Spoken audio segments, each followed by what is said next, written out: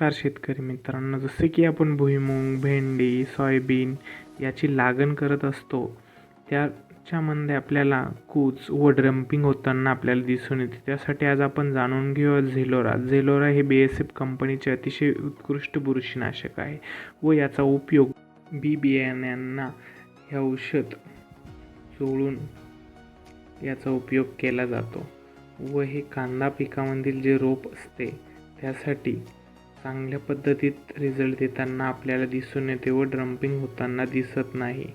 याच्यामध्ये आपल्याला थायोमेट मिथाईल 45% व पायरोक्लोस्टेरिबीन 5% FC फॉर्म्युलेशनमध्ये बघायला मिळते व हे कोणकोणत्या रोगांवरती काम करते.